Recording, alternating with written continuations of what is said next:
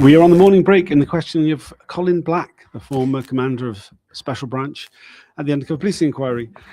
He's been a very selectively forgetful witness who appears to be quite contemptible of the entire process. He claims not to remember pretty much anything of interest, though he is very sure that they were targeting the extreme left wing who were intent on mayhem and violence, not the Stephen Lawrence family campaign. I'm joined by Kate Wilson. What have you made of him? Well, I wouldn't have described him as having selective memory loss. I would have described him as having significant cognitive decline. Yeah. But, no, he is like obviously contemptuous of the process and of the inquiry. He is just has absolutely no shame. He's just like, I don't know the answer to that. I don't remember. I don't recall. He has, he's been questioned by Barr, which is very good, because Barr obviously takes no nonsense and also has a very good grasp of the documents. And he has shifted his questioning essentially from what do you remember about this, to which the answers are short and uninformative, to this is what you wrote, this is a document that you know you read, this is what you were presiding over, and it's impossible, even if you don't remember, you still have to have a response to what you think about it now and today. So he has, because of Barr's quite skillful questioning, he has been forced to actually give answers of more than 2 words. Those words being, I don't know, I can't remember. I can't help, he likes to say. I can't help, yes. He absolutely does not want to help. I have been kind of reading up on the Hillsborough law at the same time as listening to the hearing, and frankly, I very much wish that the criminal sanctions for being this obstructive to a public inquiry were already in place, because this guy really... There is no candour. Yes, there is absolutely no candour and very little cooperation. He's very irritating.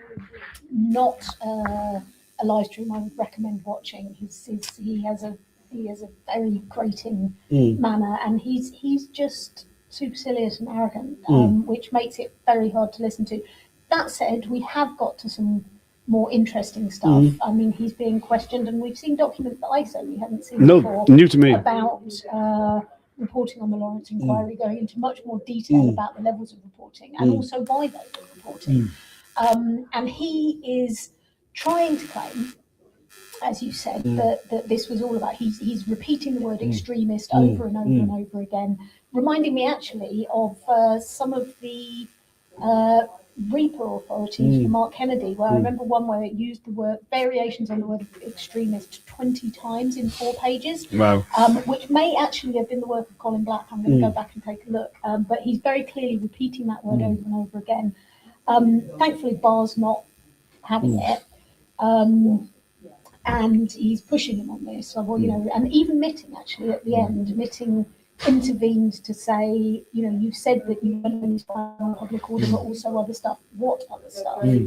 And there was quite an interesting answer that he gave at one point that I thought was very revealing. And unfortunately, I was just leaving the room when he started saying it. But where he talked about why they needed to spy on these extremist groups, and he referenced Palestine demos that are happening today, and says, if you go to any of these Palestine support demos, you will always see somebody in the crowd with a sign saying defund the police, which was just like, it felt like mask slipping, because it's like, yes, what this was about defending the police, not about public order, not even about political extremism. It was about defending the police, reputation of the police, and the funding of the police.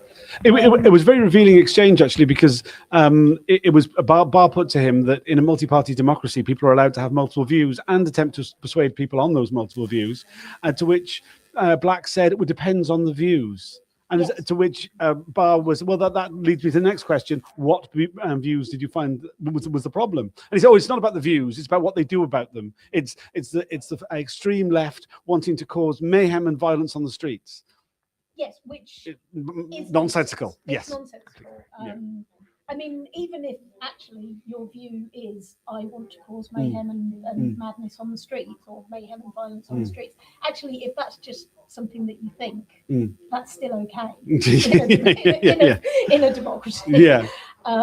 You know, so and there's I mean the I find a lot of this questioning about the Lawrence inquiry a little bit frustrating, because anybody who was around in the 1990s, and I wasn't particularly involved in any of the left-wing groups that were hanging around the Lawrence inquiry or that were being spied on at that time, but I was aware of the Lawrence inquiry and the police's interaction with it and the police's response to it. And it's blindingly obvious to anybody who knows about that, that, you know, the police absolutely were trying to protect their reputation. They were, you know, angry and resistant to the, and it appears in some of the stuff some of the documents that we've seen today that I hadn't seen before, that, you know, these people are dead set on demonstrating the police to be corrupt, moribund and racist. And of course the police are corrupt, moribund and racist. Yes. But the entire force was trying to resist that, and Special Branch were at the cutting edge of that, and this endless questioning about that, where these officers say, oh, absolutely not, no, of course we thought it was terribly important, and what was our opinion on what was going on with the Lawrence inquiry? Well, it was dreadful the way that investigation was handled, and obviously we were all very concerned about that, but apart from that we had no opinion at all. It's just bollocks. Well, I mean, what I found ridiculous was that we were shown a video of what happened on the day that the 5 accused suspects appeared at the inquiry, and then Colin Black was asked about it, and he was asked, did he remember it from the time? He said, oh, no. I know. That he had like everybody remembers that. Well, and the other one that everybody remembers is the 3,000 to 6,000 mink. Yes, right, countryside. You know, like everybody remembers that, except for Colin Black, who was the person in charge of the spy cop who was on that action. I mean, it's just nonsense. I mean, he ought to be embarrassed. Yes, very much. Sitting there. I mean, even at the very least, if what he's saying is, yes, I was head of this unit, and I had my head in a bucket of sand for 5 years, and I had no idea what they were doing, whether they were trained or not, who they were even. Not a clue. I'm sure what they did was very important, but I was playing golf.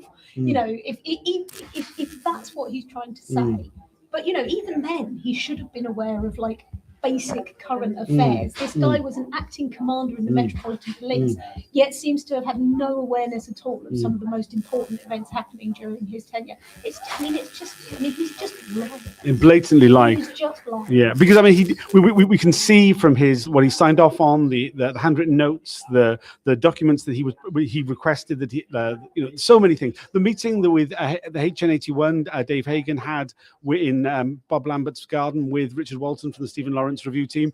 We've heard evidence from numerous sources that it was Colin Black who requested that meeting. He claims to not know about it. He asked to see the evidence. He was shown it. He was like, no memory at all. Yeah, you know, I mean, nonsense. And I mean, this guy, I was keen to see this guy because this guy was signing off on the spying that happened to you and me as well. I mean, he sits over both the SDS and the MPOIU. He's one of those officers who actually knew all of what was going on. Unfortunately, early onset dementia and absolutely no morals or ethics means that he's lying. Yes, very blatantly lying. As you say at the end, there was an intervention from John Mitting, which has now become like normal. Very strangely, at this stage of the inquiry, it feels like we have interventions from John Mitting on a regular basis. I mean, I wonder whether, I mean, I do get a sense that Mitting, you know, there are some things that he's quite a principled man, I think. You know, we probably don't agree on very much. In his own way, he's got morals. He obviously does have quite strong principles. And you know, there are certain things like what we saw yesterday with the questioning about the billing records, where they've quite clearly lied about the reason why they want these billing records, and he's obviously very concerned about that, because that's one of those safeguards where I don't actually know where those applications go, whether they go to the courts, but he's obviously like very unhappy that they were submitting these applications for billing records and quite clearly lying about it, and still lying about it today. And I think that in a similar vein, these managers, these people who were signing off the authorizations, and I think that, you know, he really feels that they had a responsibility and they need to take that responsibility. And I think that's why he's intervening more. Yes.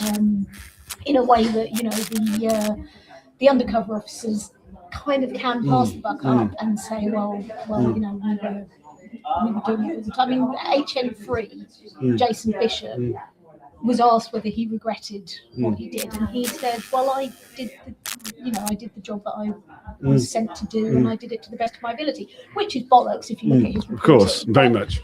But, you know, I think that to some extent Mitten kind of accepts that. You know, these people were foot soldiers, but the people that we're hearing from now, they weren't foot soldiers.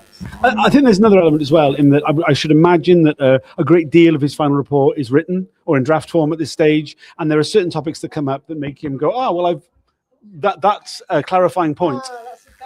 You know. And I think that particularly this question, which was about the other things that Special Branch wanted to prevent, that wasn't public disorder, that goes to the heart of like what actually it's about. Yes, I mean the whole justification question. I mean, one of the things that I find very interesting is that there is a doubling down, or a kind of, I don't know how to describe it, but the officers we're hearing from now, they keep repeating. And I have a sense that there have been conversations with lawyers on the state side or something, but they keep repeating it was their target group. Yes. Yeah, and there's no, I mean, like Movement for Justice, there's this kind of assumption. I mean, Movement for Justice are quite clearly not a group that deserve the kind of intrusive spying. No.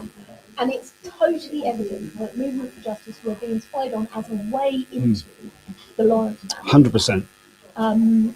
But there is this, and you saw it with Dell, and you saw it with HN58, this repetition of public disorder and reporting on the target group, and everything else is incidental to that. And they've kind of given up on subversion by this point, because, you know, the Cold War was over and the state had kind of given up on subversion by this point. Yeah, at one point he mentions that left-wing groups are trying to subvert, and he was like, and Barr calls him out on it. He's like, "Oh, how do you mean?" Well, we don't. He didn't mean it as in trying to overthrow the government. Not as in, yeah, right, exactly. I mean, yeah, and what he was actually talking about was criticising police. Yes, again. yes.